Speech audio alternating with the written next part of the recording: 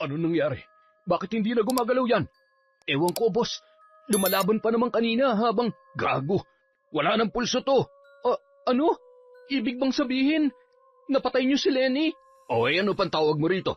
Patay na nga, di ba? Pambihira naman oh. Anong gagawin natin dyan? Ano nangyari? Bakit hindi na siya gumagalaw? Wala na siya, Cecil. Hindi. Hindi pwede. Bakit niyo siya pinatay? Hindi namin sinasadya. Anong hindi? Ginahasa niyo nga eh. Walang makakalabas sa nangyari ngayong gabi, ha?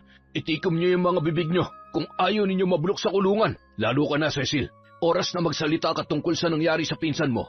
Ikaw ang ituturo namin mastermind sa nangyari. Napakasama niyo. Alam mo naman yan mula nung maging bahagi ka ng grupo ko. Alam mong masamang damo ko pero kinaibigan mo pa rin ako.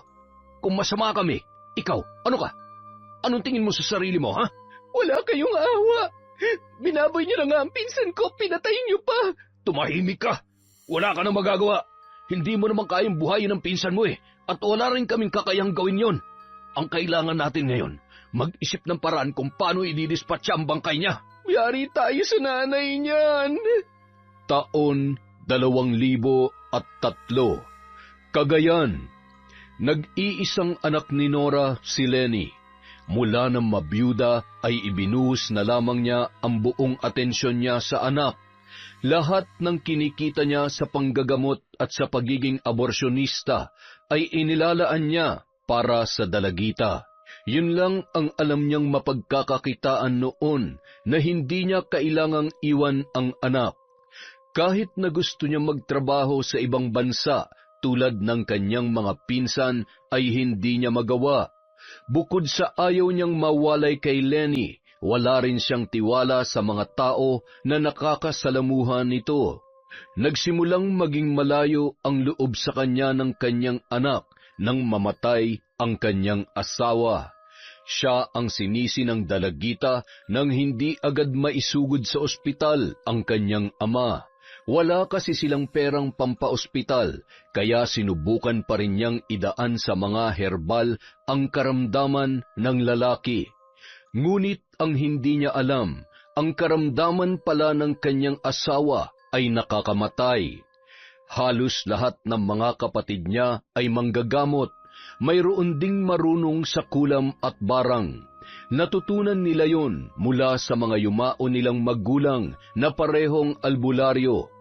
Ngunit kung siya ay isang ulirang ina, kabaligtaran naman ang kanyang anak. Akala ni Nora abala at seryoso sa pag-aaral si Lenny, ngunit kailan lamang nang matuklasan niyang madalas umuwi ng maaga si Lenny at tinatakasan ang ibang klase para sumama sa kanyang mga kabarkada.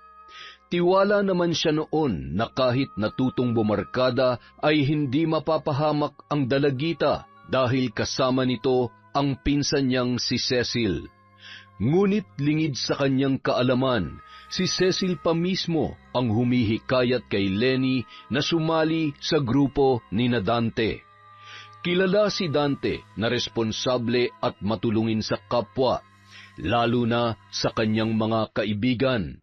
May-ari siya ng pampasadang tricycle na tuwing Biyernes ay nagkakaroon ng libreng sakay para sa mga taga-roon sa kanilang barangay. Kabilang sa mga matatagal na niyang kaibigan ay sina Erwin at Jackman, hanggang sa madagdag si Randy na naging malapit din sa kanya. Ngunit bukod sa pamamasada ay may iba pang pinagkakakitaan ang barkada na tanging sila lamang ang nakakaalam. Kaya naman marami ang nais makasali sa kanilang grupo para kumita rin ng malaki-laking pera. Lahat kasi ng mga kaibigan niya ay nakakaluwag na sa buhay, kaya ilan na rin ang sumubok na mapabilang sa kanila. Boss, tingnan mo sina Cecil oh. Nagpapapansin na naman. Bakit? Gusto rin ba nilang pumasok sa grupo? Ganun na nga, boss. Mga timang eh. Akala yata nila isimani lang tayo rito. Hindi nila alam. Shhh! Huwag kang madaldal. Baka may makarinig pa sa'yo. Alam mo naman tong bibig ko, boss. Kahit hindi mo sabihin, tikom to. Dapat lang. Mas mabuti nang walang iba nakakaalam sa ginagawa natin. Kapag nabulilyaso tayo, siguradong hindi tayo sasantuy ng mga nabiktima natin dito. Tama ka, boss. Pero ang problema natin, ilang araw nang paali-aligid sina Cecil eh. Maganda nga sanang madagdagan pa tayo pero ayoko ng babae. Baka maging problema lang natin yan. Paano kung hindi, boss? Pagkakakilala ko dyan kay Cecil, game na game yan sa lahat ng bagay, kahit anong ipagawa sa kanya. Ha? Paano mo naman nasabi? Natikman ko ng babaeng yan, boss. Ibang klase, palaban yan. Mukha nga mapapakinabangan natin ah. Ano, boss? Kausapin ko na ba? Wag muna. Tingnan muna natin kung gaano niya kagusto mapasama sa grupo. Sa ngayon, kumustahin muna natin ang mga tropa sa hideout, ha? Ay, sige boss. Pero daan muna ako sa bahay ha. Baka hanapin na naman ako ng airpot ko eh. Pambira naman oo. 30 anyos ka na hinahanap ka pa rin ng airpods mo? Siyempre, mahal na mahal ako nun eh. Napailing na lamang si Dante sa sinabing yon ni Randy. Noon pa man, takot na sa ama ang isang yon. Kahit siga at mayabang sa kanilang barangay ay tiklop naman pagdating sa kanyang tatay. Mabuti na lamang at wala nang kumokontrol sa kanya. Pinili niyang wag nang mag-asawa dahil ayaw niyang magkaroon ng responsibilidad. Kontento na siya sa buhay na sagana sa mga babae at hindi pa nawawalan ng pera. Samantala, nadismaya naman si Cecil na nakatayo sa di kalayuan nang makitang papaalis na sina Dante at Randy. Kanina pa sila nagtatalo kung lalapitan na ba ang tinuturing na leader na magtotropang gusto nilang salihan. Pero naudlot yun dahil sa pag-aalangan ni Lenny. Ayan kasi, pabagal-bagal pa kayo. Umalis na tuloy sila. Kalma ka nga lang, Ate Cecil. Taga rito lang din naman sila sa barangay kaya marami pang pagkakataon na makausap natin sila. Kahit na, palaging busy ang mga yan kaya mahirap matsyempuhan. Oo nga, kapag may pagkakataon, kausapin na natin kaagad. Wow ha? Sa'yo pa talaga nang galing? Samantalang kanina, nagpapabebe ka pa nung gusto ko nang lapitan si Dante. Wag na nga tayong magtalo. Hayaan nyo, ako nang gagawa ng paraan para makausap natin sila. Mas maganda nga sana kung buong tropa nila makakaharap natin eh. Pero paano kung hindi nila tayo tanggapin? Di ba marami nang sumubok para maging bahagi ng grupo nila? Oo, ang dali kasi ng pera sa kanila eh. Yung mga kaklase ko nga dati, mula nung sumali sa kanila, nakabili na ng motor. Lagi pa nakakakain ng masarap na pagkain. Samantalang tayo, madalas tuyot mantika lang. Hoy, di ko pa naranasan mag-ulam noon ha? Siyempre, alagang-alaga ka ng nanay mo eh. Kulang na nga lang, subuan ka noon. Kaya nga nagtataka ko kung bakit ka pa sasama sa amin. Kami na lang dapat ni Kalo. Tutal, wala namang sasabit sa amin kung sakali. Wala magulang na magagalit at wala ring magtatangkang pumigil. Daya nyo naman. May magulang ka pa naman ah. Pakisamahan mo na lang kasi na maayos ang nanay mo. Ang bait-bait nga ni Tiyang Nora eh. Oo nga, Lenny. Kung ako may ganong nanay, putya, di ako magpupumilit na mapasama sa grupo ni Boss Dante. Gusto ko lang naman kasing kumita ng malaki-laking pera para may pagmalaki naman ako sa mayayabang naming kamag-anak. Grabe kung laitin ako nung mga yun porket hindi na ako nakapagpatuloy sa pag-aaral. Tamad ka naman kasi talaga mag-aral. Bakit ikaw? Tumatakas ka nga sa klase niya para gumala eh. Sumbong kaya kita sa nanay mo. Kaya nga mas maganda kung huwag ka nang sumama sa amin, Lenny. Seryosohin mo na lang ang pag-aaral. Huwag ka nang tumakas sa klase. Di mo naman ikamamatay kung mag-aaral ka mabuti, di ba? Ang sabihin nyo, ayaw nyo lang ako magkapera. Diyan na nga kayo. Ang baduy niyong kasama sa plano, pabago-bago. Nagngingit-ngit ang kalooban na umuwi na lamang si Lenny. Hindi niya mapigilang makaramdam ng inis sa pinsang si Cecil at sa kaibigang si Kalo dahil magkakasama naman silang nagplano. Pero pagdating sa huli, iiwan din pala siya ng dalawang yon. Pagdating sa bahay, padabog na pumasok si Lenny at iritadong sumalampak sa mahabang upuan sa kanilang sala. Sakto namang kalalabas lang ng kanyang ina sa kusina. Nagtaka ito nang makita ang pagkabwisit sa muka ng kanyang anak. Oh anak, ano nangyari? Masama ba ang pakiramdam mo? Mukha ba ako may sakit, Nay? Yung bibig mo, Lenny, ha? Umayos ka sa pagsagot-sagot mo sa akin. Nanay mo pa rin ako. At sa tingin mo talaga masaya ako at natutuwa ako na may nanay akong kumikitil ng buhay ng isang sanggol? Ayos na nga sana manggagamot ka, kahit peke naman ang mga herbal mo, pero naglalaglag ka pa ng bata. Ano? Sino naman ang may sabi sa yung peke ang mga herbal ko? Mabisa ang mga yon. Sige, Nay, lokohin niyo pang sarili niyo. Huwag kang bastos, ha? Sumusobra ka na. Kung ayaw niyo nababastos kayo ng sarili niyong anak, gumawa kayo ng tama. Magtrabaho kayo na maayos, hindi yung kailangan niyo pang... Hindi ko desisyon yon. Sila lumalapit sa akin at hindi ko sila pinipilit. Hindi naman ako nagpabuntis para ayawan na buong sanggol pagkatapos ng lahat. Pero kung hindi dahil sa inyo, walang buhay na mawawala. Ginusto niyo pa rin yon, kaya pwede ba? Huwag kayo nagmamalinis. Magsasalita pa sana si Nora, pero tinalikuran na siya ng kanyang anak. Bagsak ang balikat na sinundan niya na lamang yon ng tingin. Ilang beses na nilang pinagtalunan ang tungkol sa bagay na yon at ipinaliwanag na rin niya kay Lenny na parte lamang yon ng kanyang trabaho. Pero hindi pa rin yon matanggap ng dalagita. Kinabukasan, sabik namang naghintay sa may kanto si Cecil nang sabihin sa kanya ni Kalo na daraanan siya roon ng tricycle ng isa sa mga barkada ni Dante. Iniimbitahan daw sila noon. Hindi pa man niya nakikita ang mga makakasama ay napapangiti na siya. Siguradong magiging masaya yun, lalo na't may usap-usapan na galante raw si Dante kapag may selebrasyon. Ilang sandali pa, huminto sa harap niya ang tricycle ni Dante, ngunit iba ang nagmamaneho nito. Mukhang yun na ang kanilang hinihintay at nakumpirma niya yon nang makilala ang driver na si Randy. Cecil, sakay na. Randy, ikaw pala. Akala ko si Dante nang susundo sa akin eh. Dismayado ka ba? Kamukha rin naman ako ni Boss Randy ah. Lamang lang siya ng isang paligo sa akin. Sus, kala mo naman talaga eh. Nasaan ba siya? Nasa hideout. Nandun na rin yung kaibigan mong si Kalo. Ikaw na lang ang hinihintay. Ibig bang sabihin, tropa niyo na rin ako? Malalaman mo pagdating doon. Pagdating sa hideout, napaawang na lamang ang bibig ni Cecil nang kaagad na tumambad sa kanya ang pahabang mesa na puno ng mga pagkain at inumin. Mukhang nagkakasiyahan na ang barkada roon, pero nang dumating sila ni Randy ay agad na humupa ang ingay. Lahat ng atensyon ay nakatuon na sa kanya. Napangisi si Dante nang makita ang dalaga. Welcome sa grupo, Cecil. Mula ngayon, tropa ka na namin. Basta magpapakabait ka lang at susunod sa akin, wala tayong magiging problema. Mataas ang respeto sa akin ng mga bata rito, kaya kung anong desisyon ko, yun ang iiral sa grupo. Pero kapag wala naman tayong kailangang gawin at nasa kasiyahan tulad nito, pantay-pantay lamang tayo. Kaibigan niyo ako at kaibigan ko kayo. Oh, tagay! Welcome sa grupo, Cecil. Ibig bang sabihin, magkakaibigan na talaga tayo? Oo, kaya kung ako sa'yo, inumin mo na yan.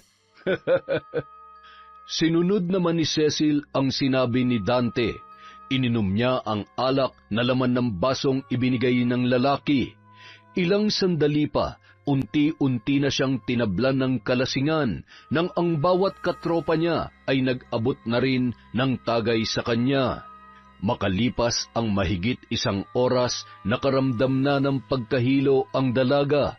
At nang dumilim na ang kanyang paningin, ay namalayan na lamang niya ang pagsalo sa kanya ni Dante. Hindi niya na namalayan ang mga sumunod pang nangyari. Samantala, napailing na lamang si Nora na masaksihan ang maingay at magulong selebrasyon ng mga kaibigan ni Dante. Noon pa man ay duda na siya sa kabutihang ipinapakita ng lalaki. Hindi siya naniniwala na masyado itong mabait at matulungin sa mga taga-roon sa kanila. Hindi pa lang siya sigurado at wala pa siyang patunay, pero malakas ang kanyang kutob na hindi lahat ng perang mayroon ng lalaki ay galing sa mabuti. Lalampasan na sana niya ang hideout ni na Dante nang mapansin niya yon na may buhat-buhat na babae habang naglalakad papunta sa may kalakihang kubo. Napakunot noo ang babae nang mapansing pamilyar yon sa kanya. Teka, si Cecil ba yon? Aba, si Cecil nga. Saan kaya siya dadalhin ni Dante?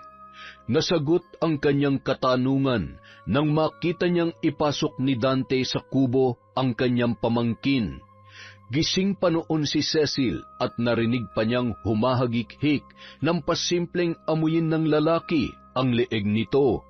Napabuntong hininga na lamang noon ang ginang dahil sa ginawa ng kanyang pamangkin. Hindi na bago sa kanya na iba't ibang lalaki ang nakakasama ni Cecil, ngunit ang ikinakatakot niya ay ang kaligtasan nito sa grupo ni Dante sakaling may ginagawa ngang iligal ang mga yon. Pero mas pinili niyang hindi na lamang makialam dahil siguradong hindi siya sasantuhin ng lalaki kapag may ginawa siyang ikagagalit na magkakabarkada. Kinabukasan, nagising na lamang si Cecil na masakit ang buong katawan at halos hindi na makabangon sa higaan. Nang ilibot niya ang tingin sa kinaroroonang silid, napakunot noo siya nang mapagtantong wala siya sa kanilang bahay. Mariin niyang ipinikit ang kanyang mga mata nang sumigid ang kirot sa ulo niya dahil sa dami ng alak na kanyang nainom. Nang idilat niya ang mga mata, sa kanya lang naalala ang nangyari matapos siyang malasing. Nang makaramdam siya ng hilo at halos mawalan na ng malay, naramdaman niya ang pagbuhat sa kanya ni Dante. Dinala siya ng lalaki sa kabilang kubo. Mas maliit yon. Nang ilapag siya nito sa papag, doon na nagsimula ang pananamantala sa kanya. Halos hindi na niya maimulat ang kanyang mga mata ng mga sandaling yun habang pinagsasawaan siya ni Dante. Umabot sila ng ilang oras sa loob ng kubo at nang makalabas ang lalaki, sumunod naman ang pinakamalapit nitong kaibigan na si Randy. Maya-maya pa, bumukas ang pintong gawa sa plywood at pumasok ang nakangising si Dante. Napahinto ang pagmumuni-muni niya dahil sa presensya ng lalaki. Nanlilisik ang mga matang sinalubong niya ito ng tingin. "Oh, gising ka na pala." Anong ginawa niyo sa akin? "Ay, huwag kang mag-isip ng kung ano-ano. Isipin mo na lang, walang mangyari na hindi mo ginusto. Ganun lang." Hayop ka! Pinagsamantalahan niyo ako! "Huwag ka nga mag-inarte. Di ba may nangyari na sa inyo ni Randy? O, ano pang bago ron? Inulit niya lang naman ah. At yung sa ating dalawa, alam kong gusto mo rin yun. Hindi ka naman tumanggi kagabi ah. Humahagik-gik ka pa nga nung dalhin kita rito eh. Lasing na lasing ako noon. Pero alam mo nangyayari, di ba? Oo, pero... Oh, anong problema? Huwag na natin pagtalunan to. Ayoko ng problema ha. Hoy, kaibigan ka na namin ngayon dahil pasok ka na sa grupo. Yun naman ang gusto mo mangyari, di ba? Sino pang ibang gumalaw sa akin? Huwag kang mag-alala, dalawa lang naman kami ni Randy. Hindi ka ginalaw ng iba nating tropa. Kaya ngayon, gusto kong alisin mo na ang pag-aalinlangan mo. Hindi mo kami kalaban dito, magkakakampi tayo. Isasama ka na rin namin sa mga racket namin para naman kumita ka ng pera. Ano ba yung sinasabi mong racket nyo? Pagnanakaw. Ano? Mga magnanakaw kayo? Oo, pero maingat kami kaya walang iba nakakaalam ng mga ginagawa namin. At ngayon makakasama ka na rin namin. Walang ibang dapat makaalam ng tungkol dito. Ha? Kapag nalaman ko na may iba kang pinagsabihan, hindi mo magugustuhan ang gagawin namin sa'yo. At sa pamilya mo. Pagkakaibigan ba talaga meron sa grupo nyo? O tinatakot mo lang sila kaya sila sumusunod sa'yo? Tunay ang samahang meron kami, Cecil. Solid, kumbaga. Kaya kung ako sa'yo, makikisama na lang ako para sa ikabubuti ng lahat. Pag-uusapan natin mamaya kung anong maitutulong mo sa racket namin. Huwag ka mag-alala. Nakadepende sa magiging ganap mo ang parte makukuha mo. Kapag malaki magagawa mo para sa amin, malaking halaga rin ang mapupunta sa'yo. Mas madali ka makakaipon nun. Bukod pa ron, Magiging kakampi mo na kami sa lahat ng bagay. Lahat na magiging laban mo, magiging laban na rin namin. Hindi mo lang kami magiging kaibigan, magiging pamilya mo pa kami. Basta ang itatak mo lang dyan sa isip mo, simpleng barkadahan lang ang meron tayo. Hindi isang grupo ng magnanakaw. Ano, ayos ba? Sige, payag ako. Basta hindi magkakagulangan sa hatian game ako dyan. Yan ang gusto ko sa'yo. Pero may isa pa sana akong sasabihin eh. Yung babaeng kasama mo nitong nakaraan, interesado rin ba siyang sumali sa atin? Hindi.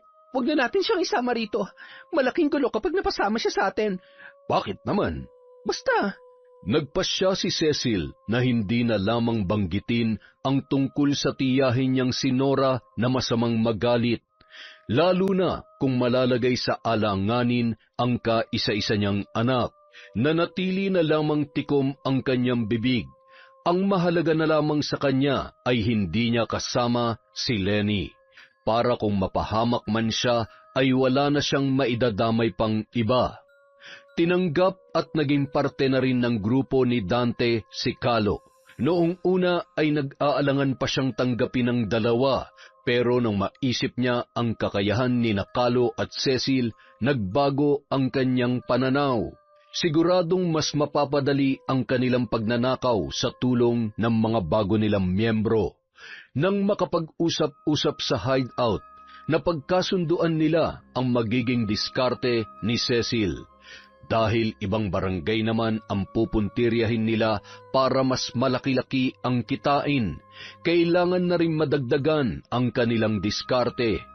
Magpapanggap si Cecil na nangangailangan ng tulong dahil sa masamang pakiramdam para makapagmanman sa bahay na kanilang nanakawan. Mag-aabang naman ang iba pa nilang mga kasama sa labas at hihintayin ang hudyat ng dalaga bago sila pumasok. Makalipas ang 1 linggo, kaagad na nahawakan ni Cecil ang unang parte sa kanilang pagnanakaw. Yun pa lang ang unang beses na nakahawak siya ng ganoon kalaking pera na para sa kanya talaga. Kaya naman, para makabawi sa pinsang si Lenny, pinuntahan na lamang niya ang dalagita para ayaing kumain sa labas. Lenny, sama ka. Kain tayo. Ayoko nga. Ikaw na lang. Masama pa rin ba ang loob mo sa akin? Ano sa tingin mo? Isinama-sama mo ako sa plano tapos iiwan mo rin naman pala ako? Balita ko nga lagi ka nang kasama ng Dante na yun eh. Ibig sabihin, magkakaibigan na kayo ng mga tropa niya, pati si Calo. Ako lang talaga yung hindi nakasali at dahil yun sa'yo. Huwag ka na magtampo. Iniisip ko lang si Tiyang Nora. Sigurado akong magagalit yun kapag nalamang isinama pa kita. Mas magandang dito ka na lang sa bahay nyo o kaya sumama ka sa mga kaibigan mo sa school. Marami ka pa namang kaibigan, di ba? Masyado ka pa kasing bata para makipagkaibigan kina Dante. Hindi magandang tingnan. Bakit si Calo? Magkaedad lang naman kami ah. Oo nga, pero hindi na siya nag-aaral at batak na rin siya sa trabaho kaya hindi na halata ang edad niya. Hindi na siya mapagkakamalang 16 pa lang. Nasa itsura ba yon? Kaya ko rin naman makisama sa kanila. Oo, alam ko. Pero hindi mo naman sila kailangan. Saka mo na lang isipin makipagkaibigan sa kanila kapag... Basta, ituon mo na lang muna ang atensyon mo sa pag-aaral. Sigurado matutuwa sa'yo si Chang. Wala akong pakialam kung matutuwa man siya sa akin o hindi. Hindi yun mahalaga sa akin. Ang gusto ko, maging astig din ako dito sa lugar natin at magkapera tulad ng mga kaibigan ni Dante. Mang Dante, Lenny, hindi kayo magkaedad. Parang ang tatay mo na siya eh. Wala akong pakialam. Ay, mukhang wala namang patutunguhan ang usapan nating dalawa. Pero sana, wag na matigas ang ulo mo. Isipin mo ang kapakanan mo, bata ka pa. Marami ka pang pwedeng gawin. Marami ka pa mararating sa buhay mo. Bakit ba ang drama-drama mo? Hindi ko kailangan yan.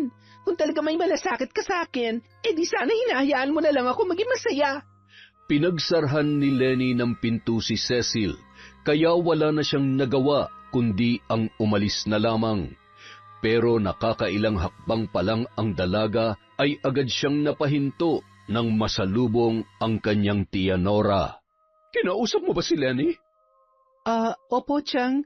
Inaaya ko po kasi siyang kumain sa bayan. Sa fast food lang naman po sana. Wag na wag mong isasama ang anak ko. lalo na kapag kasama mo ang barkada mo. Hindi ko gustong lumalapit si Lenny sa mga yon. Hindi ko naman po kasama mga kaibigan ko. Kaming dalawa lang po sana ni Lenny. Pasensya ka na, Cecil. Malaki ang tiwala ko sa iyo noon. Kaya nga napapanatag ako kapag ikaw ang kasama ng anak ko. Pero sa nakikita ko ngayon, hindi ko na gustong lumalapit ka pa sa kanya. Pero, Chang, Irespeto mo na lang sana ang desisyon ko. Alam mo kung bakit ako naghihigpit sa kanya ngayon. Kasama ka na sa grupo ni na Dante at Randy, hindi ba? Hindi ko gusto ang karakas na magkaibigang yon. Lahat sila. Malakas ang pakiramdam ko na may ginagawa silang kalokohan at ayoko madamay ron ang anak ko. Hindi ko alam kung anong dahilan mo sa pakikipagkaibigan sa kanila, pero kung ano man yon, labas na ako ron. Hindi ako makikialam basta't lubayan mo si Lenny. Teka lang naman po, Chang. Para namang napakasamang tao na ni na Dante sa tono ng pananalita nyo. Nakita ko kayo sa hideout nila nung isang araw. Masyadong magulo, magagaslaw. Parang mga adik ang mga itinuturing mong kaibigan kapag nakainom. At ikaw, nakita kita. Buhat-buhat ka ni Dante habang papasok sa kabilang kubo. Kahit hindi ko nakita kung ano nangyayari doon, hindi ako tanga para hindi ko malaman na ginalaw ka. Chang, masyado naman kayo mapanghusga. Anong tingin niyo sa akin? Ganun kadaling bumigay sa isang lalaki? Walang ginawa sa akin si Dante, kaya huwag niyo siyang pag-isipan na masama. Kahit ipagtanggol mo pa ang lalaking yon, hindi mo maitatanggi ang nalaman ko, Cecil. Anong ibig niyong sabihin? Nakita kita sa kabilang barangay.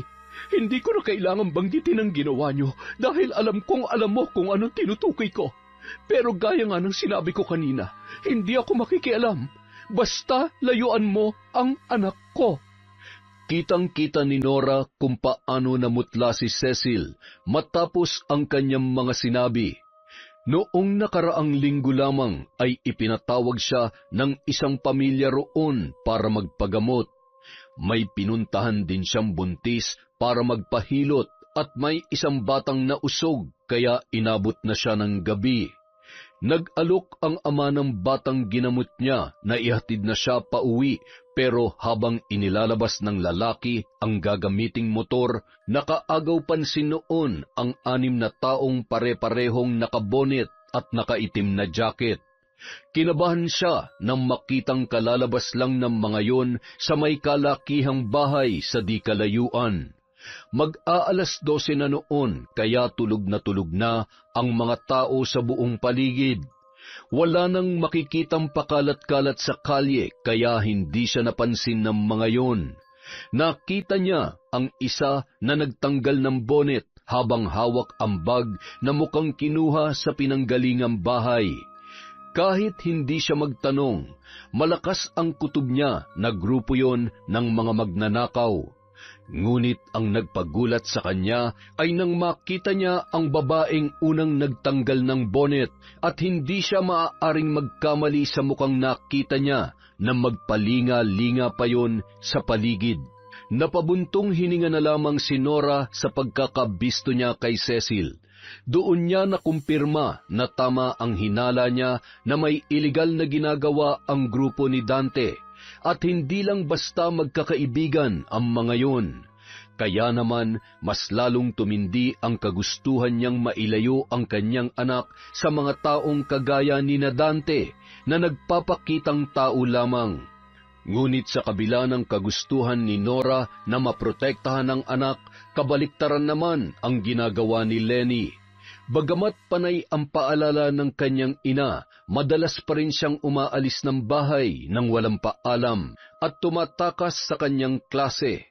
Ngunit nang malaman yon ng kanyang ina, maghapon siya nitong binantayan para hindi makaalis ng bahay.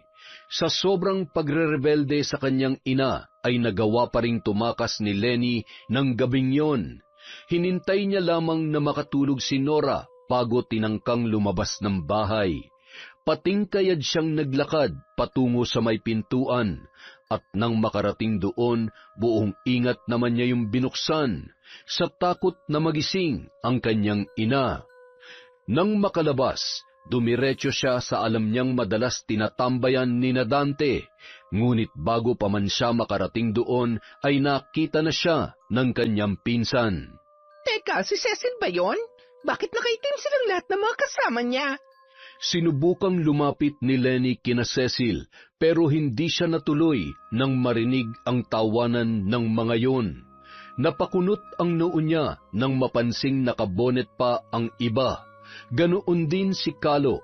Nang makita niya ang dala ng mga ito, sa kanya lang napagtanto kung bakit sila nagtatawanan. Nakuha niyo ba lahat ng mga alahas na matanda? Tiba-tiba tayo ron.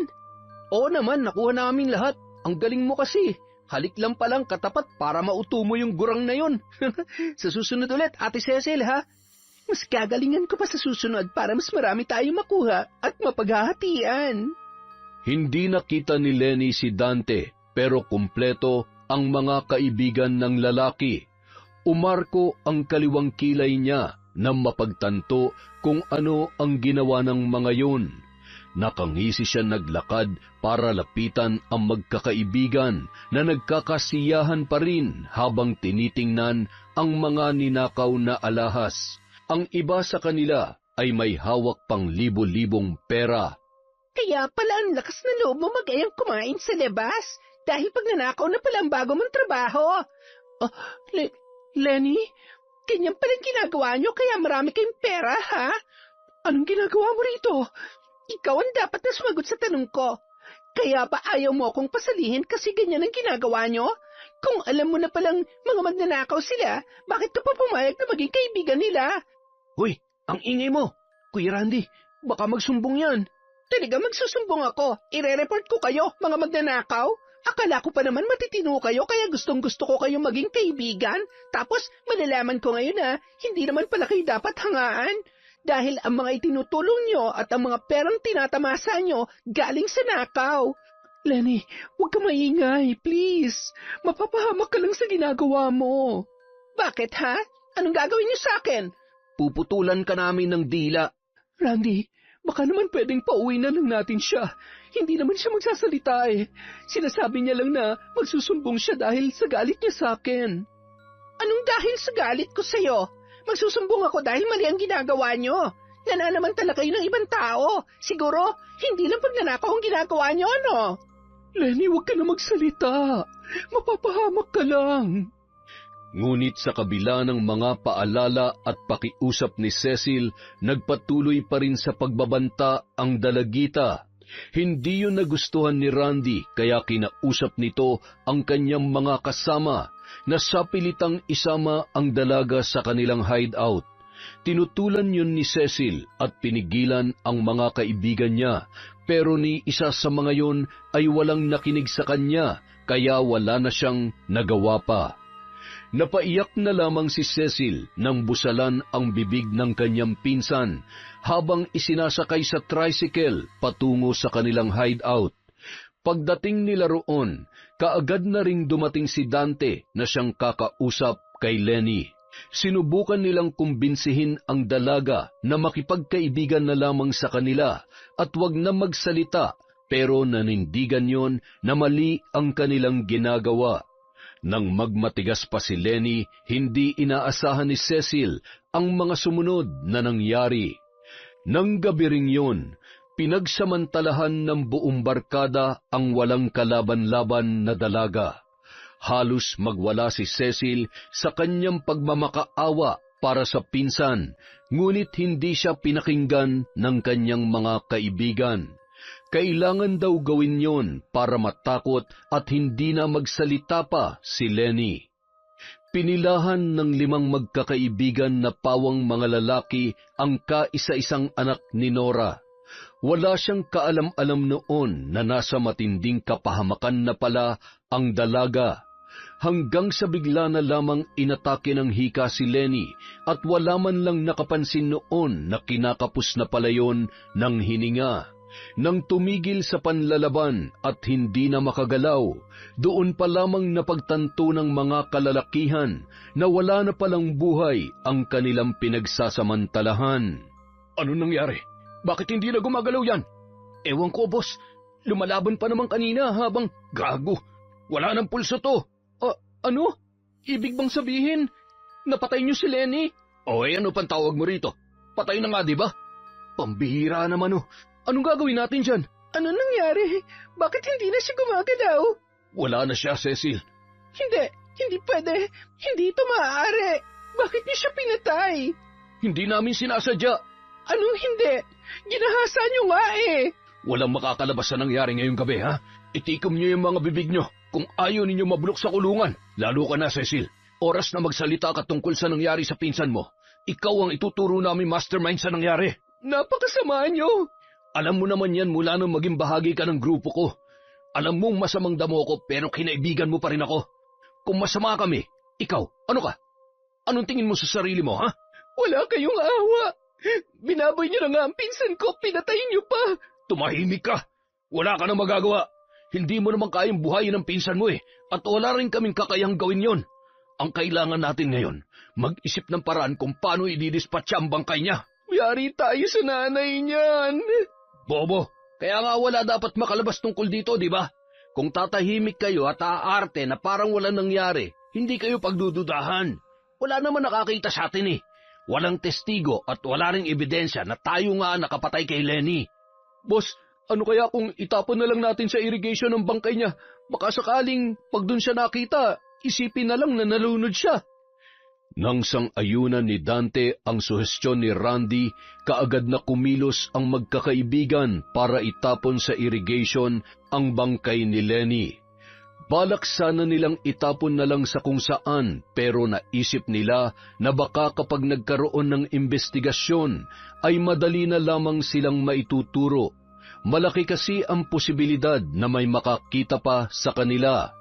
Ngunit kung sa irrigation nila yon itatapon, walang makakapansin kung doon sila pupunta sa may palayan. Ngunit bago pa man nila yun magawa, kumuha muna ng may kalakihang bato si Dante. Nagtaka ang mga kasama niya kung ano ang kanyang gagawin. Wala siyang sinagot sa kahit na sinong nagtanong. Hindi rin siya humingi ng opinyon. Walang sabi-sabi niyang nilapitan ang nakahandusay na katawan ni Lenny at walang pangingiming pinukpok ng bato sa ulo hanggang sa halos madurog na ang muka ng dalaga. Napasinghap na lamang ang mga kasama niya sa kanyang ginawa ng mga sandaling yun. Nang buhatin ng mga kaibigan niya ang bangkay, ipinasama na rin niya ang bato para itapon sa irrigation. Kinabukasan, nang magising si Nora ay kaagad niyang kinatok ang anak sa kabilang kwarto. Batid niyang nagtatampo pa rin ang dalagita kaya balak sana niyang suyuin at ipagluto na lamang ng masarap na almusal para makabawi. Ngunit nakakailang katok na siya ay wala pa ring sumasagot. Anak, nagtatampo ka pa rin ba kay nanay? Pasensya ka na talaga kung hindi kita pinayagang umalis kahapon. Kailangan lang kitang protektahan. Ngunit nananatiling walang sagot ang kanyang anak. Kaya naman nagdesisyon na siyang buksan ang pintuan sa pag-aakalang natutulog pa yon. At nang tuluyan niya nang maitulak ang pinto, ganoon na lamang ang pagkagulat ni Nora nang mapagtantong wala pala roon ang kanyang anak. Hinanap niya yon sa loob ng banyo at sa labas ng bahay, pero hindi niya yon mahagilap. Pasado 11:00 na ng tanghali, pero wala pa ring Lenny na nagpapakita kay Nora. Pero dahil naisip niyang baka nasa barkada lang ang anak, ay bahagya pa siyang napanatag. Hindi naman yun ang unang beses na tinakasan siya ni Lenny. Ang ipinagtataka niya lang, maaga siyang nagigising, kaya kung umalis man si Lenny, tiyak na madilim pa nang lisanin nito ang kanilang bahay. Nasaan na kaya ang batang yon? Anong oras na? Hindi pa rin siya umuwi. Parang kinakabahan na tuloy ako. At doon na nga nagsimulang makaramdam ng kaba ang ginang, lalo na noong pumatak na ang 4:00 ng hapon na hindi pa rin nagpapakita ang kanyang anak. Dahil doon, nagpasya na siyang magtanong-tanong, ngunit lahat ng kanyang napagtanungan ay wala ring alam dahil hindi naman daw nila nakita si Lenny. Hanggang sa maisip niya ang pamangking si Cecil, hindi na siya nag-aksaya pa ng panahon at pinuntahan ang dalaga. kaagad siyang nagtungo sa bahay nito para makausap ang kanyang pamangkin. Chang, kayo po pala. Kanina pa po ba kayo rito? Pasensya na po napasarap po kasi ang tulog ko. Medyo puyat eh. Nagkita ba kayo ng anak ko? Po? Naku, hindi po, Chang. Galit pa po si Lenny sa akin kaya imposibleng puntahan niya ako. Pinagbawalan ko siyang umalis ng bahay kahapon. Akala ko natutulog lang siya sa kwarto niya matapos ko siyang dalhan ng hapunan. Pero pagsilip ko kaninang umaga, wala siya roon. Maaga akong nagigising, Cecil. 5:00 pa lang ng umaga gising na ako. Kaya nagulat ako dahil wala roon ang anak ko. Kung aalis man siya, siguradong gabi o madaling araw siya tumakas. Wala naman akong kilala na pwede niyang puntahan kundi ikaw. Nagkakamali po kayo, Chang. Marami pong kaibigan si Lenny kaya hindi lang po akong pwede niyang puntahan. Kung gusto niyo, magtanong-tanong kayo sa mga kaklase niya. Huwag po kayo mag-alala, tutulong po ako mamaya. Babawi lang ako ng tulog tsaka tutulong muna rito sa bahay bago ako umalis. Cecil, huwag na tayo maglokohan. Sabihin mo na sa akin ang totoo. Nasaan ang anak ko? Kung itinatago mo man siya, alam mong hindi yun pwede dahil nasa bahay ang mga vitamins niya. Pati inhaler niya nasa bahay rin. Baka bigla na lang siyang atakihin ng hika. Ayos ka lang ba? Ayos lang po ako. Bakit parang namumutla ka?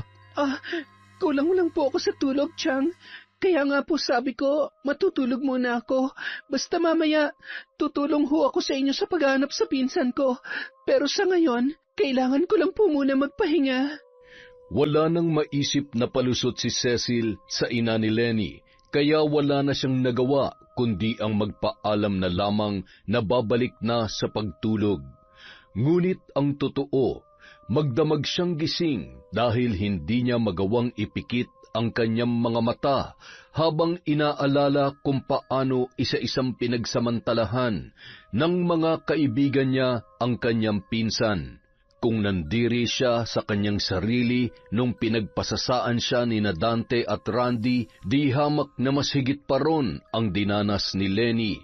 Naggilid ang kanyang mga luha nang maalala rin kung paano naging isang malamig na bangkay ang dati madalas niyang napagsasabihan ng kanyang mga hinaing sa buhay, problema at tungkol sa mga lalaking hinahangaan niya. Naging matalik na kaibigan niya si Lenny sa kabila ng agwat ng kanilang edad. Patawarin mo ako kung nagsinungaling ako sa nanay mo, Lenny. Ayoko mapahamak ang pamilya ko at ayoko rin makulong. Doon lamang napagtanto ni Cecil na tama nga si Dante. Mas makakatulong sa kanya kung aakto na lamang siya na parang walang nangyari at wala talaga siyang alam tungkol sa sinapit ni Lenny. Ngunit makalipas ang ilang araw, bigla na lamang umugong ang balita tungkol sa natagpuang bangkay ng isang babae na nakalutang sa irrigation. Sumabit daw sa tulay na kawayan ang katawan nito kaya hindi na inanod pababa. Kaagad na pumasok sa isip niya si Nora na halos hindi na makatulog sa kahahanap sa anak. Gustuhin man niyang puntahan ang tiyahin para kumustahin, ay pinili na lamang niyang manatili sa bahay para hindi na sila makapag-usap pang muli. Samantala, matapos humingi ng update sa paghahanap sa anak, ay nakarating naman kay Nora ang tungkol sa bangkay ng isang babae na palutang-lutang sa irrigation. Sa hindi malamang dahilan, bigla na lamang siyang nakaramdam ng matinding kaba. Kaya naman, imbis na magpahinga, agad siyang dumiretso sa may palayan dahil doon daw natagpuan ang pinag-uusapang bangkay. Bagamat halos madurog na ang muka at puro sugat na rin ang lumobong katawan, malinaw kay Nora kung sino ang bangkay na natagpuan sa nasabing lugar. Nanginig ang katawan niya at hindi kaagad nakapagsalita. Hindi na rin nagawa pang tumulo ng kanyang mga luha dahil sa matinding pagkamanhid sa nakita. Oh, ang anak ko! Anak ko yan! Diyos ko! Anong nangyari kay Lenny? Bakit ganito ang sinapit niya? Umingay ang bulong-bulungan sa paligid. Nagkaroon ng kanya-kanyang haka-haka ang mga nakikiusyoso sa nangyari, ngunit wala roon ang atensyon ng isang inang naulila. Hindi niya inalintana ang masangsang na amoy ng naaagnas na bangkay. Masyadong masakit para sa kanya ang sinapit ng kaisa-isa niyang anak. Matapos ang isinagawang otopsiya, doon lamang nalaman ni Nora na hindi pagkalunod ang naging sanhi ng pagkamatay ni Lenny. Malaki raw ang posibilidad na wala ng buhay ang dalaga nang mapunta ang katawan sa irrigation. Ngunit ang nagpayanig sa kanya ay nung sinabing may nakitang sugat sa maselang parte ng katawan ng kanyang anak na dulot ng pamumuwersa. Kumpirmadong ginahasa ang dalaga, ngunit hindi matukoy kung isa lamang na lalaki ang gumawa noon sa kanya. Mahirap na raw kasing matukoy yon kapag ilang araw na sa tubig ang bangkay at halos nabubulok na. Halos magwala sa kakaiyak si Nora. Gusto niyang maglupasay sa tindi ng sakit na nararamdaman, dala ng sinapit ng kanyang anak.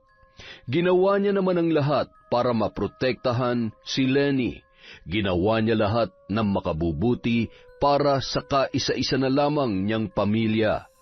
Ngunit lahat ng yon ay nawalan ng silbi dahil sa sinumang gumawa noon kay Lenny. Sa kabila ng matinding pagluluksa, sinubukan pa rin ni Nora na patatagin ang kanyang sarili. Inisip na lamang niyang kailangan pa rin niyang maging malakas para hanapin kung sino ang salarin sa pagkamatay ng kanyang anak. Hindi siya titigil hanggat hindi nabibigyan ng hustisya si Lenny. Chang, nakikiramay ho ako. Pasensya na kayo kung ngayon lang ako nakapunta. Marami kasi akong inaasikaso sa... Baka naman marami kang ninakawan, kaya hindi mo na naalala ang anak ko. Chang, alam niya naman kailangan ko rin ng pera, hindi ba? Wala ka ba talagang alam sa nangyari sa anak ko? Kung may alam po ako, bakit ko naman po itatago sa inyo? Pinsan ko po si Lenny. Hindi lang basta pinsan, matalik kami magkaibigan. Ewan ko, ibang pakiramdam ko rito eh. Sige, kung talagang wala kang kinalaman, paniniwalaan kita sa ngayon. Pero oras na makahanap ako ng patunay na may kinalaman ka nga, hindi mo magugustuhan kung paano ako magalit. Magkadugo pa rin tayo, Chang, kaya imposible ang sinasabi niyo. Mahal na mahal ko rin si Lenny, kaya nga ho gusto kong makipag-ayos sa kanya eh. Hindi lang ako makahanap ng magandang tiyempo tapos sinabihan niyo pa ako na layuan na siya. Bakit ba hindi mo na lamang sabihin sa akin ang totoo? Nung umalis ng bahay ang anak ko, wala naman talaga siyang ibang pupuntahan kundi ikaw. Bakit po ba ipinipilit niyo may alam ako? Hindi niyo ba naiisip na baka nasasakal na sa inyong anak niyo kaya nagpakalunod na lang siya sa irrigation? Hindi siya nalunod. Sinadyang itapon doon ang bangkay niya. Ginahasa pa siya bago siya namatay, Cecil. Napakahayop ng taong gumawa noon sa kanya. Kung sino man yon, hindi ko siya mapapatawad. Kung maaari ako mismong papatay sa taong yon, at wala akong ititira sa mga kasabot niya. Kahit ano pang banta ang gawin niyo sa akin, wala talaga akong alam sa sinasabi niyo, kaya please lang, Chang. Hindi ako nandito para husgahan niyo. Nandito ako para makipaglamay at masamahan ko ang pinsan ko. Kahit sa mga huling gabi na lamang ng lamay niya. Hindi kita pagbabawalan. Alang-alang na rin sa pinagsamahan niyo magpinsan. Pero oras na may malaman ako, kilala mo ako, Cecil. Hindi na lamang ako magsasalita pa. Pinilit ni Cecil na itago ang kanyang panginginig nung mga sandaling yon.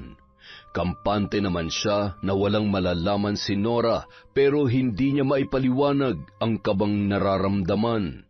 Sa pagkakakilala kasi niya sa tiyahin kapag nagbantayon ay siguradong tototohanin at gagawin ng walang pag-aalinlangan. Kaya naman, matapos makipaglamay ay pumunta siya kaagad sa bahay ni Dante. Anong ginagawa mo rito? Gabing-gabi na.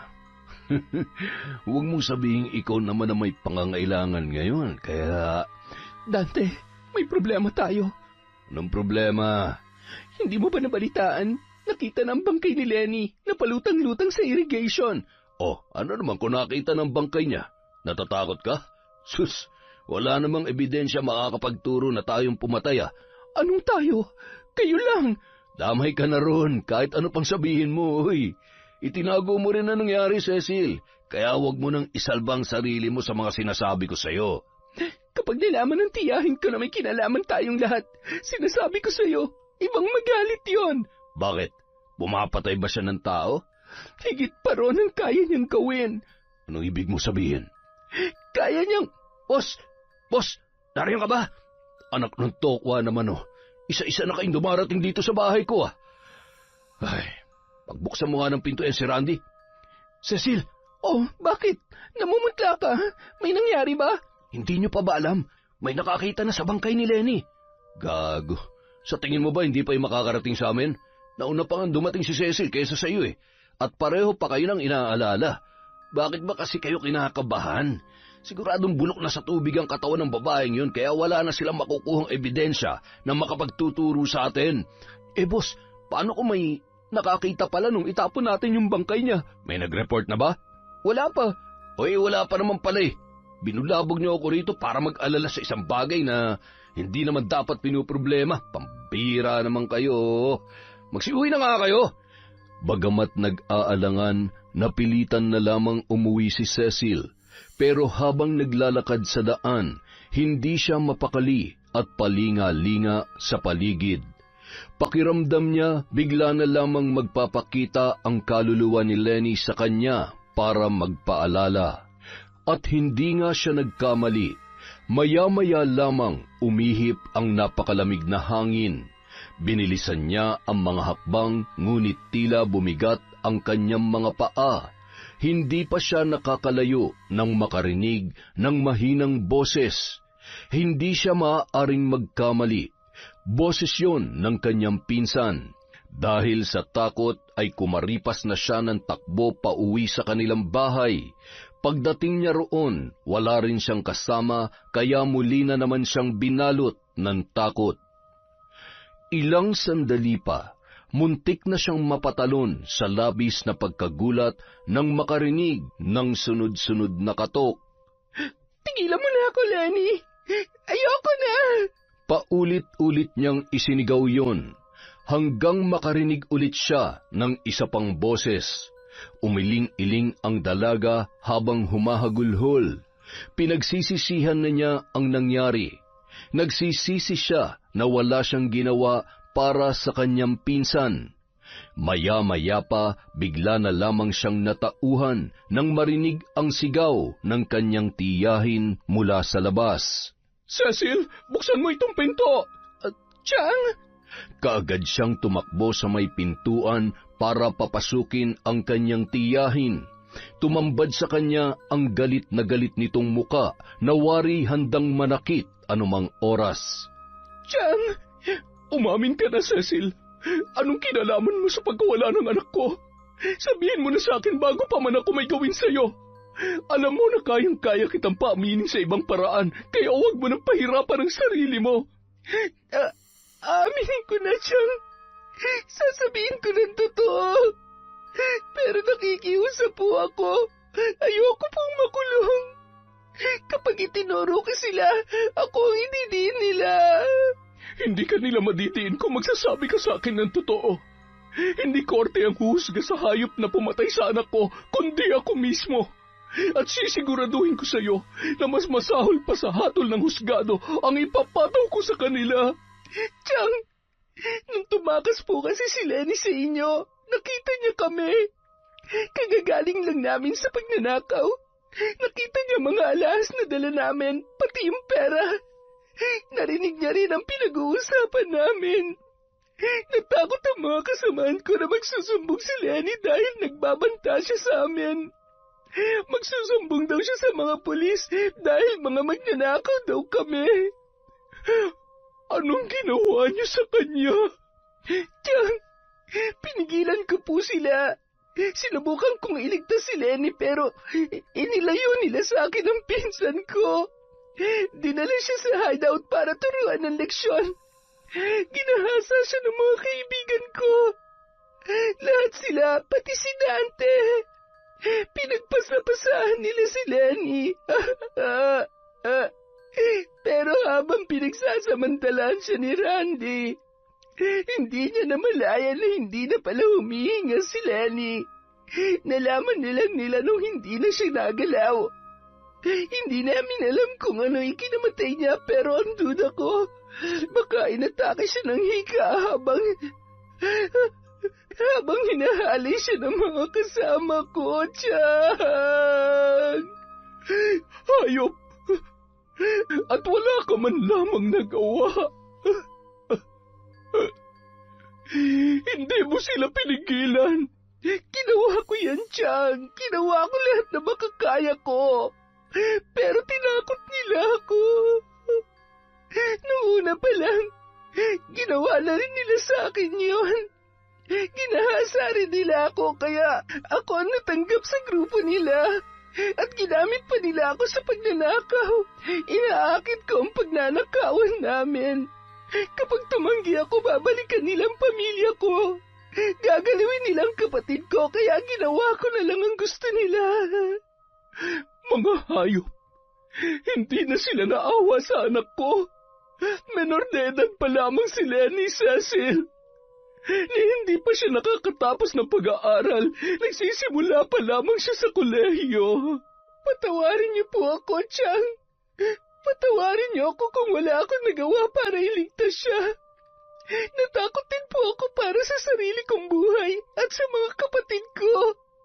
Sa pagkakakilala ko sa kanila, sigurado akong kayang-kaya nilang gawin ang mga ipinagbanta nila sa akin. Hindi ako papayag na walang mananagot sa nangyari kay Lenny. Ibigay mo sa akin ang pangalan ng lahat ng mga kaibigan mo na bumaboy sa anak ko. Sisiguruhin kong pagdurusahan nila ang lahat. Sagad hanggang buto ang kasamaan nila, kaya ganun din ang parusang ibibigay ko sa kanila. Bagamat hindi isinama ni Nora sa mga sisingilin si Cecil, ay hindi niya pa rin yon magawang patawarin. Sa lahat ng taong malapit sa kanyang anak, si Cecil ang pinakahuling maiisip niya na gagawa ng ganoong bagay. Itinago pa rin ng dalaga ang tunay na pangyayari at nagsinungaling pa rin sa kanya, kaya hindi niya yon matanggap. Hindi niya na pinatagal pa ang lamay ni Lenny. Nangutang siya at humingi ng tulong sa iba pa nilang kaanak para mabigyan ng maayos na libing ang anak sa isang pribadong sementeryo. Sa mismong araw ng libing, bago pa man tabunan ang kabaong na kinalalagyan ng taong inalagaan at minahal niya sa loob ng maraming taon, tahimik siyang nagsagawa ng isang ritual. Bumubuka ang kanyang bibig, ngunit walang tinig na lumalabas mula roon. Ngunit sa isip niya ay ang matinding paghihiganti para sa 5 taong lumapastangan sa kaisa-isa niyang kayamanan. Makalipas ang ilang araw, nagulat na lamang si Dante nang mabalitaan ang pagkawala ng isa sa kanyang mga kaibigan. Si Erwin, ang kaibigan niyang yun, ang sumunod sa kanya sa panggagahasa kay Lenny nang gabing mamatay ang dalaga. Ngunit ang kanyang ipinagtataka, karumal-dumal ang itsura ng kanyang kaibigan nang matagpuan ang kanyang bangkay sa loob ng isang kwarto. Ngunit bago pa man daw yun, ilang araw na yung nagsasalita ng mag-isa na parang may ibang nakikita. Dagdag pa ang mga pasa sa katawan na parami ng parami habang lumilipas ang oras. Gayon din ang pagtubo ng mga bukol sa kanyang katawan na kalaunan ay pumuputok at nagiging malalaking sugat na may masangsang na amoy. Masyado raw malansa yun. Sa pangalawang araw pa lamang mula nang pumutok ang mga bukol at naging sugat, kaagad na nabulok ang lamang kinakapitan noon. Halos bumaliktad ang sikmura ni Dante nang sabihin sa kanya ng ama ni Erwin na noong pinisil daw nito ang sugat ng kaibigan niya, imbis na nana o dugo ay maliliit na uod ang lumabas. Ano? Mga uod? Paano naman magkakauod ang mga sugat sa loob lang ng ilang araw? Yun nga ang sabi sa akin ng tatay ni Erwin eh. Hindi kaya binarang siya? Yung nga rin ang iniisip ko eh. Wala namang ibang pwedeng maging dahilan para maging ganong kalala ang kalagayan niya. Kahit magaling na doktor ang titingin sa kanya, sigurado masisiraan ng ulo kapag nakita yung katawan niya. Nako, masyadong malupit ang parang na yun. Pero alam mo, iniisip ko, sino naman ang may matinding galit sa kanya para gawin ng ganong kabrutal na pagpapahirap hanggang sa siya'y mamatay? Sa pagkakaalam ko, ganon daw talaga ang parang, Boss Dante. May intensyon na patayin ang sino man mabibiktima. Sabihin mo ang buong tropa mamaya. Pupunta tayo sa unang gabi ng burol ni Erwin. Magbibigay tayo ng tulong doon. Sige, boss. Sasabihan ko po sila.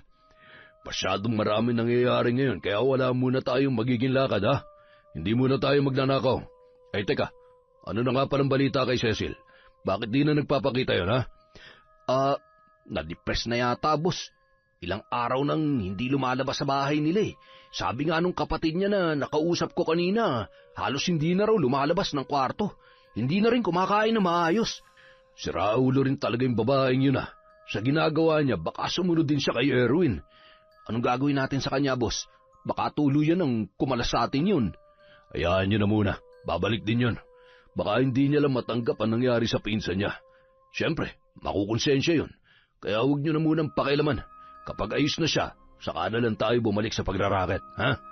Dahil sa pagkamatay ni Lenny na sinundan pa ng isa sa mga kaibigan ni Dante, pansamantala muna silang huminto sa kanilang racket. Kinailangan din nilang magbigay ng suporta sa pamilya ng yumaong kaibigan. Si Carlo naman, nagtago na matapos makitang palutang-lutang sa irrigation ang bangkay ng dalagitang namatay dahil sa kanila. Kahit lumipas na ang mga araw, hindi na muli pang nagpakita si Cecil sa mga itinuturing niyang kaibigan. Ginamit niya ang natitirang pera para umuwi na muna sa kabilang probinsya, kung saan nakatira ang mga kamag-anak ng yumao nilang ama para makalayo kina Dante. Nagpaalam na lamang siya kay Nora at humingi muli ng tawad bago umalis ng palihim sa lugar na yon. Samantala, kausap naman ni Nora ang kanyang panganay na kapatid na si Oryang na siyang pinakamahusay sa kanila pagdating sa paggamit ng kapangyarihan ng kadiliman. May 4 pang natitira sa kanila. Paano mo sila gusto magdusa? Gusto kong maramdam nilang sakit na sagad hanggang sa mga buto nila dahil yun ang ipinaramdam nila sa akin. Nang kunin nila ang buhay na nag-iisa kong anak. O sige, ako nang bahala sa mga taong sinasabi mo. Hindi rin naman ako papayag na hindi magkaroon ng hustisya ang aking pamangkin. Pasensya ka na kung inabala pa kita, ate. Ikaw lang kasi ang naiisip kong makakatulong sa akin sa gusto kong mangyari. Nang mabalitaan ko nangyari kay Lenny, inaasahan ko nang hihingi ka ng tulong sa akin. Pero kahit hindi mo yun gawin, ako na mismong lalapit sa iyo para magalok ng tulong. Napakalupit ng sinapit ng anak ko, ate. Halos hindi ko na siya makilala nang makita ko ang bangkay niya. Pinukpok siya sa ulo. Sigurado ko ron. Napakawalang puso ng gumawa noon sa kanya. Para na lang siyang hayop na inihagi sa irrigation.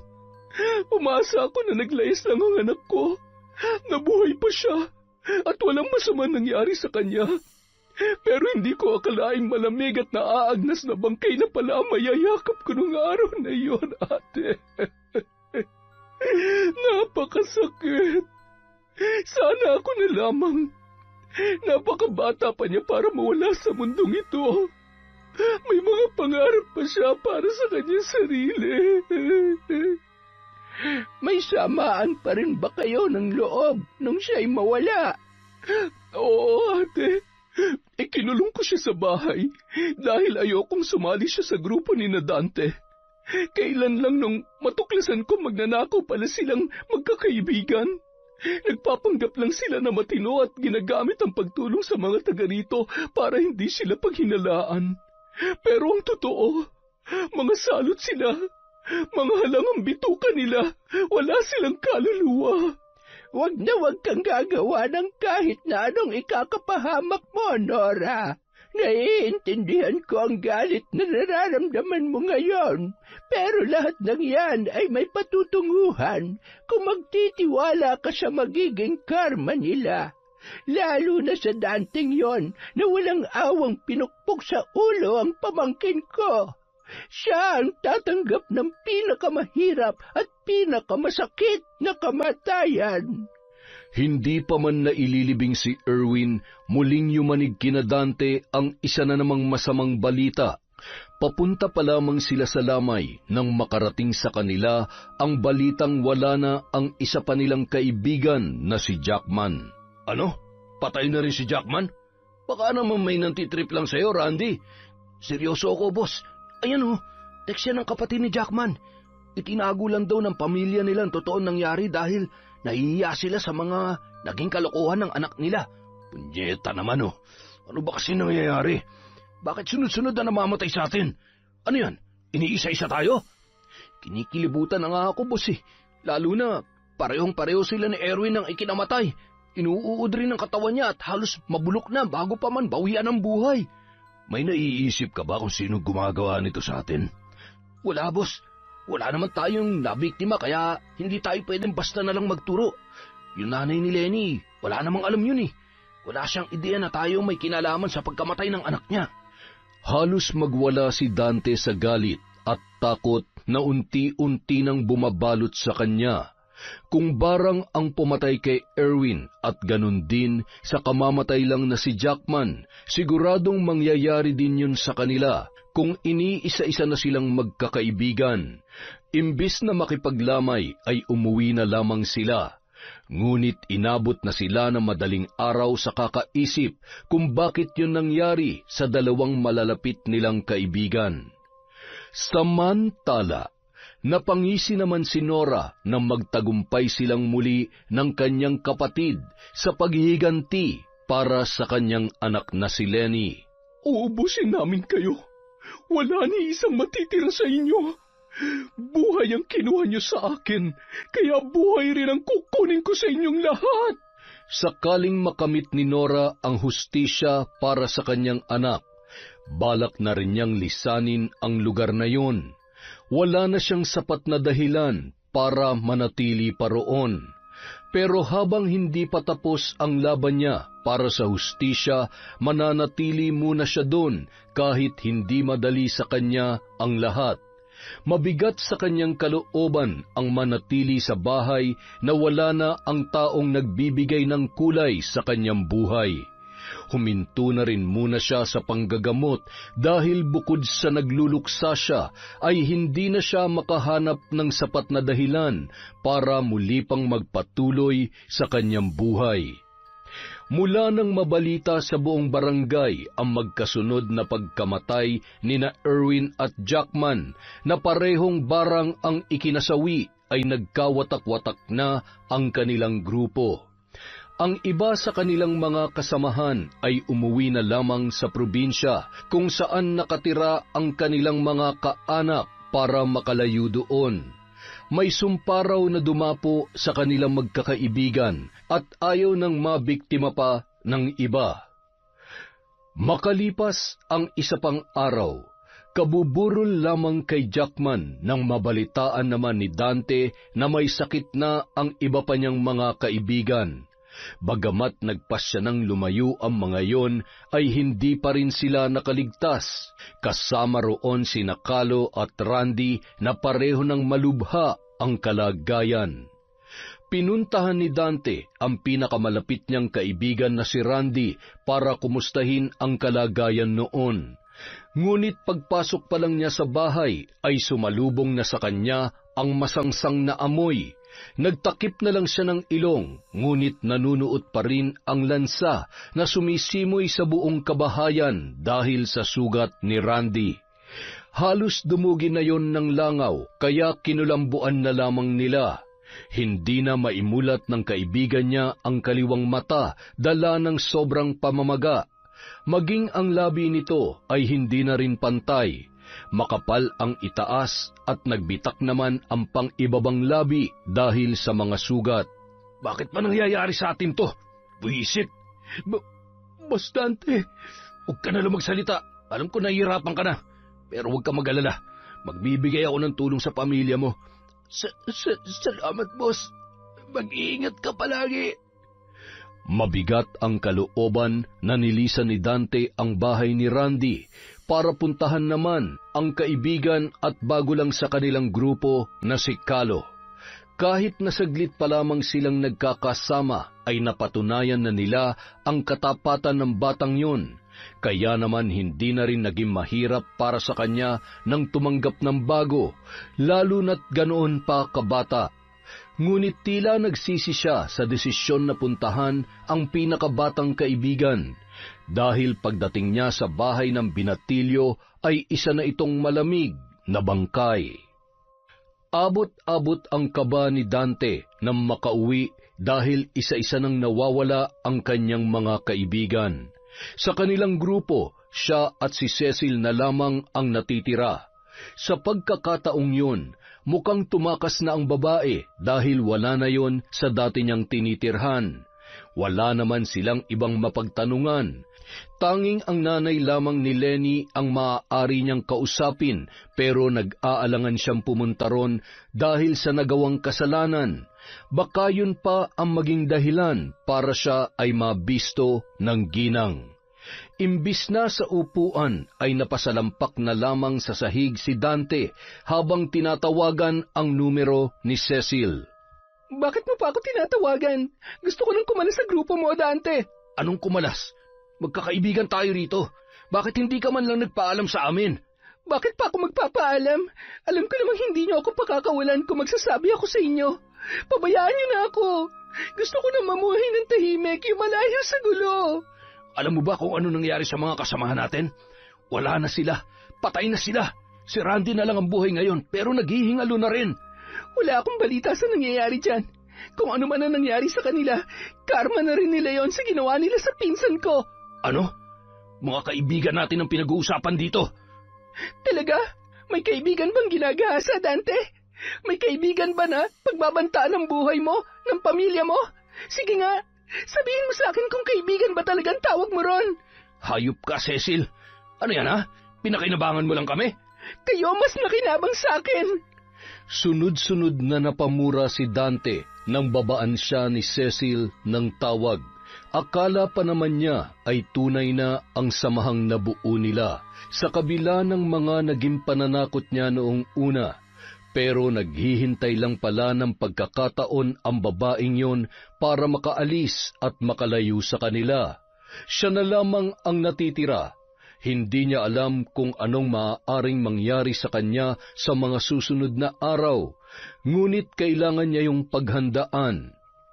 Kinagabihan, pinipilit makatulog ni Dante, ngunit pabalik-balik siya sa banyo dahil sa pananakit ng tiyan at sa panay na pag-ihi.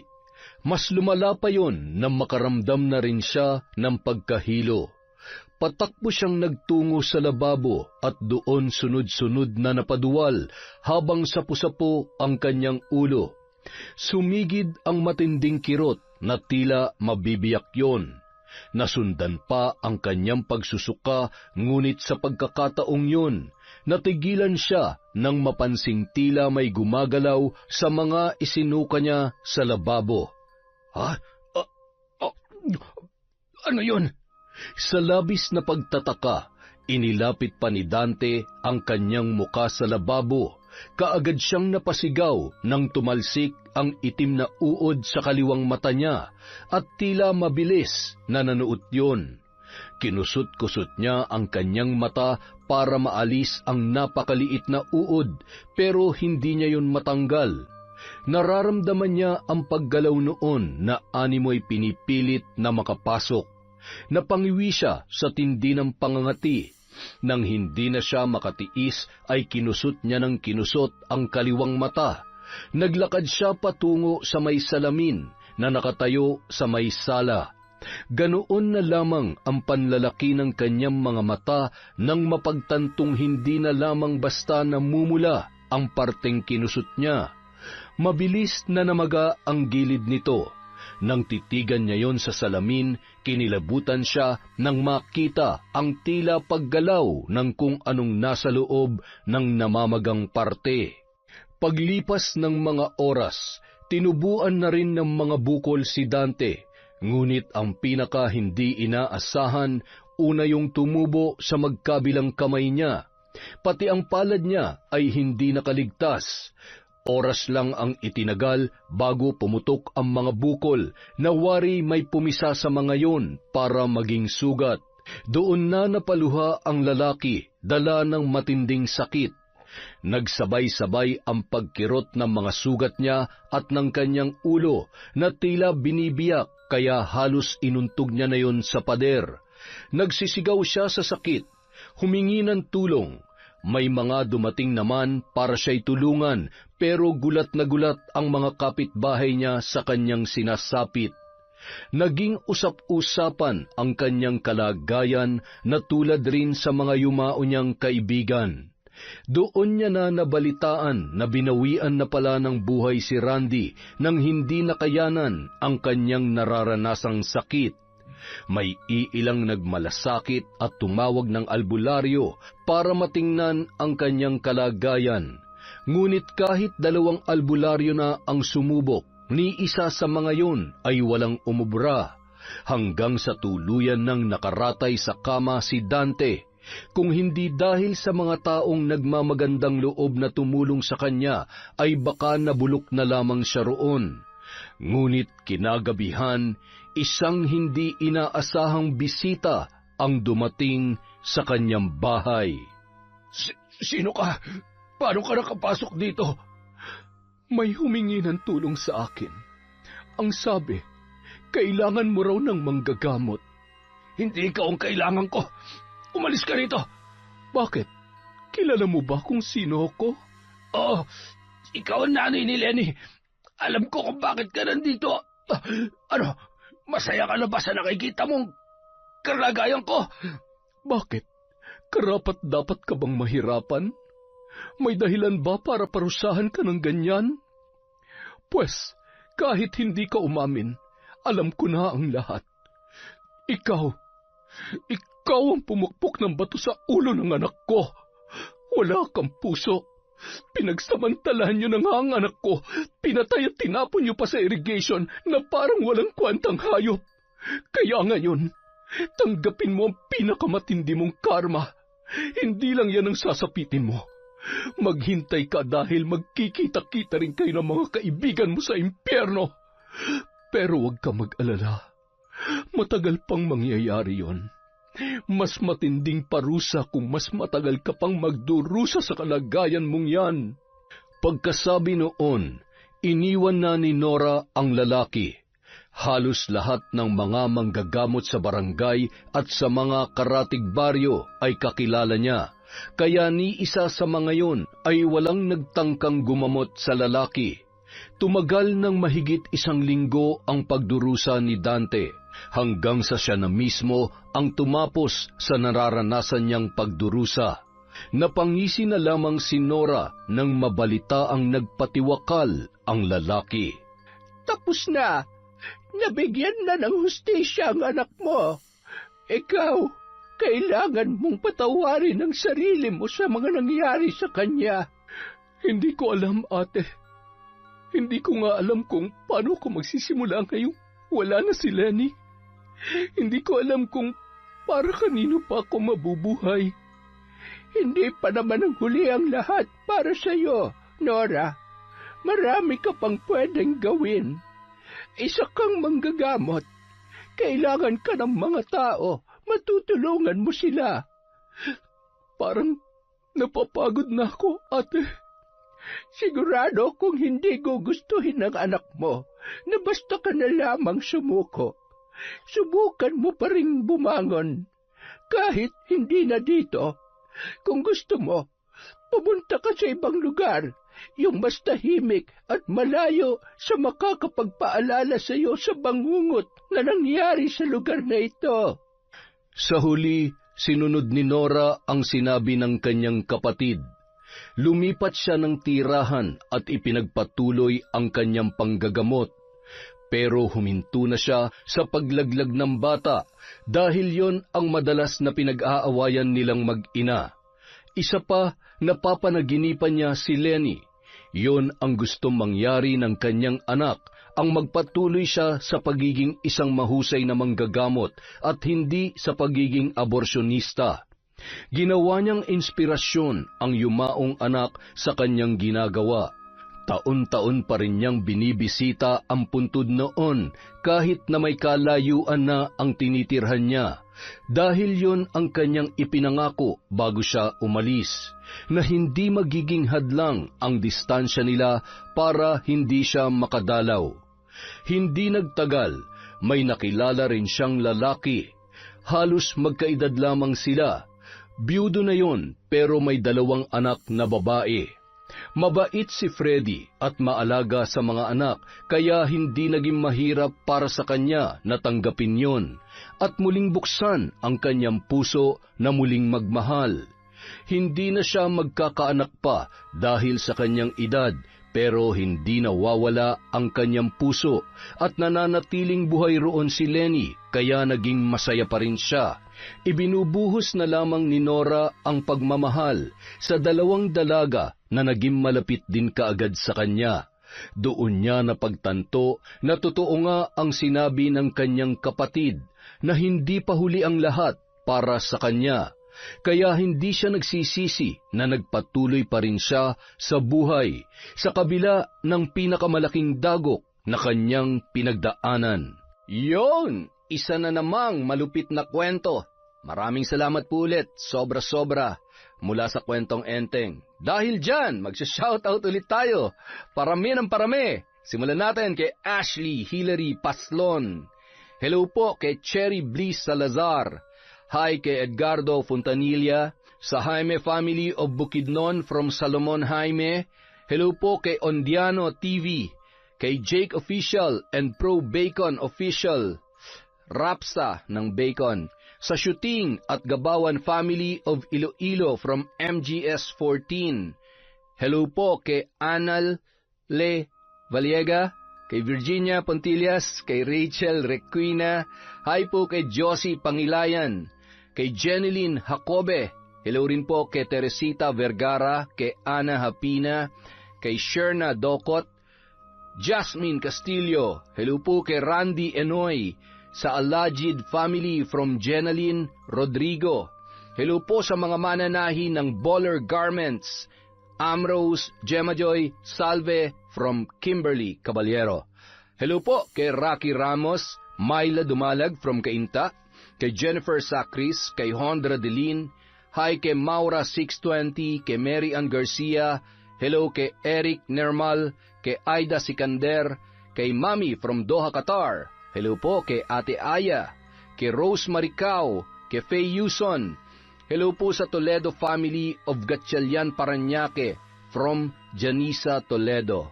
Hi kay Vince Johan Arpon. Hello po kay Monica Nieves, kay Kenzo, kay Maylene Maniego. Shout out kay Lovelyn Poras from Diaries Yuki.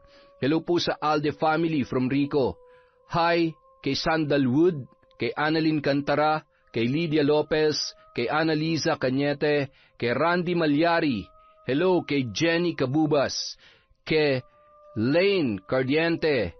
Hi kay Agustin Estioco, kay Lady Dam. Hi kay Leia of Singapore from Milina Aswiani, kay Jamaica Sumalpong, kay Rafaela, kay Abel Hipolito, kay Kimberly Caballero, kay Ofelia Comilang. Hi kay April Joy Principal. Hello po kay Nanette Carson, kay Michelle, kay Andrea Riasol, kay Jose. Hello po kay Sam Vincent, kay Christy Gaitan, kay Chrisjel Manago. Hello kay Arlene Manapsal, kay JCK from Japan, kay Eugene Pineda. Hello po kay Lilia Malate. Shout out kay Susana Liobrera, kay Cristina Colot, kay Lord Queen OFW Vlog, kay Ritzak Taguba, kay Marisa at Prince Roland, kay Rachel Season, kay Lady Sparrow Taurus, kay Belen Beverly, kay Mary Ann Yao, hi po kay Arshem TV, kay Danilo Katigan, kay Calm Mountain Landscape, kay Sean Samuel Sebastian from Chonchamcheb, hi kay Shauma TV, kay Nene Danola, kay Bertudes Melanie, Marites Pinca, Michelle Alegado, kay Miriam Elemino, kay Virginia Belay, kay Lynn CTV, kay Christine Olasiman, kay Aileen Lauson, hello po kay Chona Bainosa, kay Carmina Oman, kay Teresa Barcelona, Zoe Sky Zorilla, kay Zairab Sharif, kay Genevieve Virtuso, kay Ka-Astro Channel, hello po kay Miss Maura, kay Emily Cosino, kay Candida De Balucos, kay Rosalina Bogayong, kay Gina Cañaveral, kay Kyrie Umeres, hi kay Mardy Suzuki, kay Maria Grace Grefaldia, kay Chinita Kat Mixion, kay Leonida San Victores, hello po kay Milane Jordaline, kay Glonda Reserva, at syempre kay Gerver Tampus. Maraming salamat po sa walang sawang pagsuporta sa Kwentong Enteng.